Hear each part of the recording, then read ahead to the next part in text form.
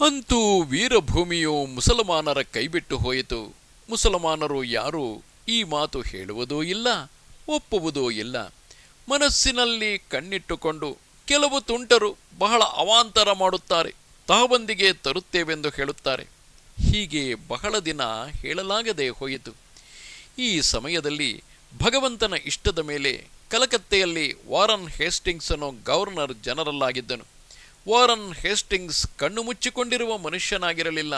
ಅವನಿಗೆ ಆ ವಿದ್ಯೆಯು ತಿಳಿದಿದ್ದರೆ ಈ ಕಾಲದಲ್ಲಿ ಭಾರತ ಖಂಡದಲ್ಲಿ ಬ್ರಿಟಿಷ್ ಸಾಮ್ರಾಜ್ಯವು ಎಲ್ಲಿರುತ್ತಲಿತ್ತು. ಗೌಣವಿಲ್ಲದೆ ಮುಖ್ಯಾಧಿಕಾರಿಯಾಗಿ ವೀರಭೂಮಿಯ ಶಾಸನಾರ್ಥವಾಗಿ ಮೇಜರ್ ಊಡು ಎಂಬ 2ನೇ ಸೇನಾಪತಿಯು ಹೊಸ ಸೇನೆಯನ್ನು ತೆಗೆದುಕೊಂಡು ಬಂದನು. ಊಡು ನೋಡಲಾಗಿ ಅವನಿಗೆ ಇದು ಯುರೋಪಿಯನ್ನರ ಯುದ್ಧವಲ್ಲ ಎಂದು ಗೊತ್ತಾಯಿತು. ಶತ್ರುಗಳಿಗೆ ಸೈನ್ಯವಿಲ್ಲ, ರಾಜಧಾನಿಯಿಲ್ಲ, ಕೋಟೆಗಳಿಲ್ಲ, ಆದರೆ ಎಲ್ಲ ಅವರ ಅಧೀನವಾಗಿಯೇ ಇತ್ತೆಂದು ಗೊತ್ತಾಯಿತು. ಯಾವ ದಿನ ಎಲ್ಲಿ ಬ್ರಿಟಿಷ್ ಸೇನೆಯ ಶಿಬಿರವೋ ಆ ದಿನ ಮಟ್ಟಿಗೆ ಆ ಸ್ಥಳವು ಬ್ರಿಟಿಷ್ ಸೇನೆಯ ಅಧೀನ. ಮಾರನೇ ದಿನ ಬ್ರಿಟಿಷ್ ಸೇನೆಯು ಆ ಸ್ಥಳವನ್ನು ಬಿಟ್ಟು ಹೊರಟು ಹೋಗಿಬಿಟ್ಟರೆ 4 ದಿಕ್ಕುಗಳಲ್ಲಿಯೂ ಒಂದೇ ಮಾತರಂ ಹಾಡಲ್ಪಡುವುದು.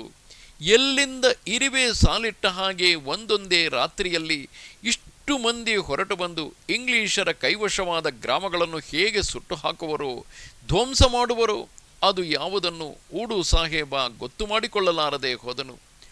ಊಡು ಹೀಗೆ ವಿಚಾರಿಸಿಕೊಂಡಿದ್ದು ಕಡೆಗೆ ಪದಚಿಹ್ನ ಗ್ರಾಮದಲ್ಲಿ ಇವರು ಕೋಟೆಯನ್ನು ಕಟ್ಟಿಕೊಂಡು ಅಲ್ಲಿಯೇ ತಮ್ಮ ಆಯುಧ ಶಾಲೆಯನ್ನು ಧನಾಗಾರವನ್ನು ಮಾಡಿಕೊಂಡಿದ್ದಾರೆ ಎಂದು ಗೊತ್ತಾಯಿತು.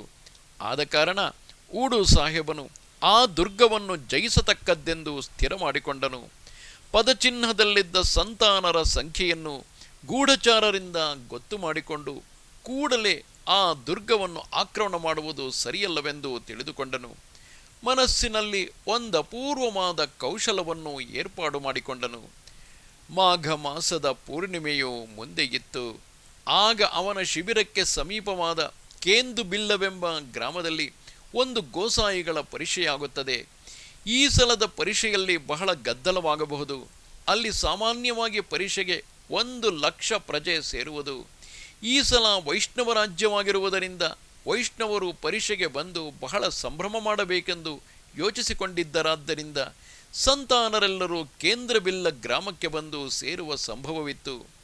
ಮೇಜರ್ ಊಡು ಸಾಹೇಬನು ಪದಚಿಹ್ನ ಗ್ರಾಮದಲ್ಲಿರುವ ಧನಾಗಾರದ ರಕ್ಷಕರಾದವರೆಲ್ಲರೂ ಪರಿಷೆಗೆ ಬರುವ ಸಂಭವವಿರುವುದಾದ್ದರಿಂದ ಆ ಸಮಯ ನೋಡಿಕೊಂಡು ಹೋಗಿ ಪದಚಿಹ್ನವನ್ನು ಸ್ವಾಧೀನಪಡಿಸಿಕೊಳ್ಳಬೇಕೆಂದು ಯೋಚಿಸಿಕೊಂಡನು.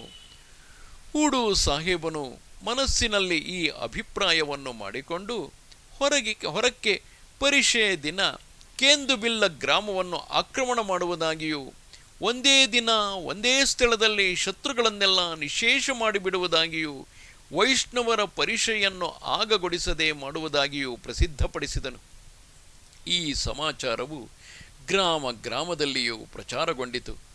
ಆಗ ಎಲ್ಲಿ ಸಂತಾನ ಸಂಪ್ರದಾಯದವರಿದ್ದರೋ ಅವರೆಲ್ಲರೂ ಕೂಡಲೇ ಆಯುಧಪಾಣಿಗಳಾಗಿ ಕೇಂದು ಬಿಲ್ಲ ಗ್ರಾಮದ ಕಡೆಗೆ ಪರಿಷೆಯನ್ನು ಆಗಮಾಡಿಸುವುದಕ್ಕೆ ಹೊರಟರು.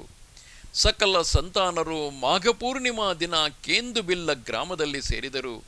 ಊಡು ಸಾಹೇಬನು ಯೋಚಿಸಿದ ಹಾಗೆಯೇ ಆಯಿತು.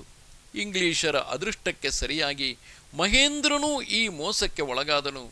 ಮಹೇಂದ್ರನು ಪದಚಿಹ್ನ ಗ್ರಾಮದಲ್ಲಿ ಸ್ವಲ್ಪ ಸಂಖ್ಯೆಯನ್ನುಳ್ಳ ಸೈನ್ಯವಿಟ್ಟು ಬಹುಭಾಗದ ಸೈನ್ಯವನ್ನು ತೆಗೆದುಕೊಂಡು ಕೇಂದು ಬಿಲ್ಲ ಗ್ರಾಮಕ್ಕೆ ಹೊರಟನು. ಇದೆಲ್ಲ ನಡೆಯುವುದಕ್ಕೆ ಮೊದಲೇ ಜೀವಾನಂದನೂ ಶಾಂತಿಯೂ ಸಹ ಪದಚಿಹ್ನವನ್ನು ಬಿಟ್ಟು ಹೊರಟು ಹೋಗಿದ್ದರು. ಆಗ ಯುದ್ಧದ ಮಾತೇನೂ ಇರಲಿಲ್ಲ.